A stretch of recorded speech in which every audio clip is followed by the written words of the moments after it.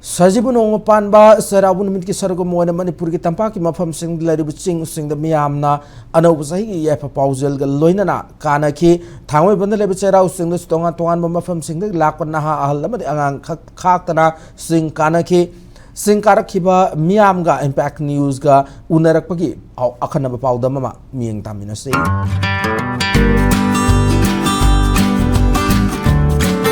ngasi Sajibu ki Nongmapanba Cheiraoba numit asida kumhai achiki Saruk amu Oina thangai ban Cheiraoba Chingda tongan Meeyam amana Ching kanarakli hariba Ching kari mising asiga akhoi ngahak unajaduna wari watai ngahak chanasaki ngasi akhoi Cheiraoba bibro Cheiraoba dre adu isu dum maya ngang ki bitta kala ngasi akhoi Sajibu Nongmapanba Cheiraoba numit se masai daleba Meeyam de ke hainingge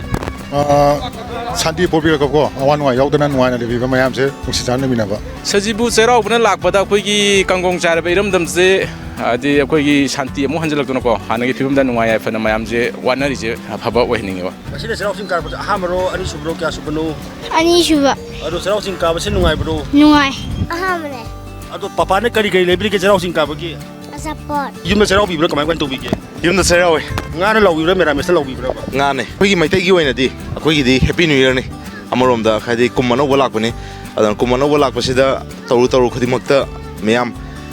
mangol oiba lan sina maram oraga sotharaga su Meeyam leina re awa Meeyam su taraga leiri bani aduga lakninga ga su lakpa ngamdaba Meeyam su leiri bani ko adu handaki kumsida gi di hena Meeyam su hadi taru bo khudi makta mangol oiba lebak se shanti porakpa aduga afaba porakpa haibado adu da khajani ado Ching karba se nungai bro nungai tabro kamai khara hairuba nungai ye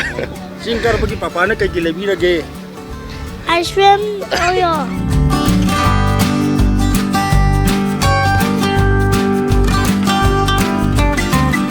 Ching karba sida hana mama ne karba ga ngasi karba khena ba khara habiu ba hana di tingju tingi leba ki rang lebi ne ko jikti automatic singdo yame khra nem darabani na nungai ba tegi awana tai sing je kan to ba na kan to ina ba ajini Meeyam nungsi janana jamin thamina ba khoi Meeyam punba nungai ba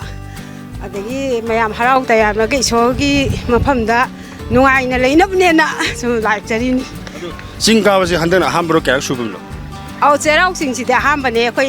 tayen de langjing de lebe langjing jing du di khara chom chasare matam kuina lepura matung da amuk nong na lak phasida yam harau ba phongto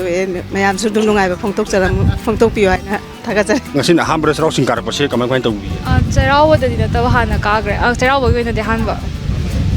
Ching karba se kari phaubi ke nungai ba nungai ta ba hal habi ro ba ka ba hodri ba da bi ngai sumaina koi store phami Cheiraoba misida adum hana gi mahau sare phambro adum hanana hambro hana de dum mahau sare dum phame aduga koi mamang ji du su hana gi dum phambi de haire ko mamang da su ado sit pasi handani hene khambi bro mamang ni hen nim gi han tak na di hen ga dong male maram de sahi ama ani hen na gap lay ram ni no ko Cheiraoba bi bro kamang kan to bi ge kawi ai ngasi phal Cheiraoba ai chai khuding gi kawi ado injani kari mathen ta yang di machen hojikan ge Hawaii ironba uti ngok thong sangi nung yu ko jampo jung lebak irang Meeyam chida ngasi Cheiraoba ta su yau phangdaba su Meeyam le ngani dana lau phangdaba masida kari mo gi dum ta kari habiningi maju gi dang te yamna nungai te maram di mo khoi jo khoi dong na loina lawning ni condition sina yarak te na moi mamite gi mapi ta ga tongom da na tum len gi bodo ai khoi su nungai te sida yum da Cheiraoba bi bro kamang kan to bi ge ngasi di hoi yum gi leitbo mi yaw na Cheiraoba tum Ching ka lak pane ba ang gisum nungai na ba na ngasi si yum da Cheiraoba bi bro kamang kan to bi ge lauzai Sajibu gi Nongmapanba je lauzai sumaina Cheiraoba Ching karba se thangban ge masin ahambara sigir kala pase kya su bro hoi lan lakpadai di khara lalu re ko Meeyam su kana dramni na mamang sahi mari mukki mamang dong tang ka jarami ngasi je angang gi interest ta pe khaju loina bagi karu se na isa jing je lang mi nei ni ado hoji ngasi Sajibu Nongmapanba Cheiraoba la pada Manipur gi Meeyam da kari paujil piningi hoi masini yam da ka tai je isor da ju khurum zabada ko Cheiraoba je hawai haksang yauna lupna maroi badi santi ko adegi imungi yaphaba apun bagi oina Manipuri ma lebak si gi apun bo oina santi leibi ba haitare na class kya tabino class 2 ado ngasi Cheiraoba Ching karba se ahambaro kya su bno ani rat su ba ado Ching karba se nungai bro nungai mama ne kari lebi ni hage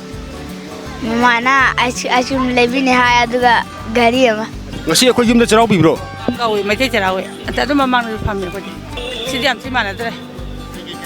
ꯁꯤꯠꯇꯕꯁꯦ ꯃꯤꯁꯨ ꯂꯩꯇꯕ ꯃꯤꯁꯨ ꯌꯥꯝ ꯀꯥꯔꯛꯇꯕ ꯑꯗꯨꯒ ꯄꯣꯠꯁꯨ ꯁꯤꯠꯇꯦꯕ ꯍꯟꯗꯛ ꯆꯍꯤꯒꯤꯗꯤ ꯃꯁꯤꯅꯤ ꯁꯖꯤꯕꯨ ꯅꯣꯡꯃꯄꯥꯟꯕ ꯆꯩꯔꯥꯎꯕ ꯅꯨꯃꯤꯠꯇ ꯊꯥꯡꯃꯩꯕꯟꯗ ꯂꯩꯕ ꯆꯩꯔꯥꯎ ꯆꯤꯡꯗ ꯆꯤꯡ ꯀꯥꯔꯛꯄꯁꯤꯡꯁꯤꯒ ꯎꯅꯕꯒꯤ ꯁꯛꯇꯝ ꯏꯝꯄꯦꯛ ꯅ꯭ꯌꯨꯁꯇꯃꯛ ꯌꯨꯍꯦꯟ ꯑꯔꯥꯝꯒ ꯂꯣꯏꯅꯅ ꯄꯥꯎꯗꯝꯖꯔꯤꯕ ꯁꯥꯏꯈꯣꯝ ꯔꯨꯕꯦꯟ ꯊꯥꯡꯃꯩꯕꯟ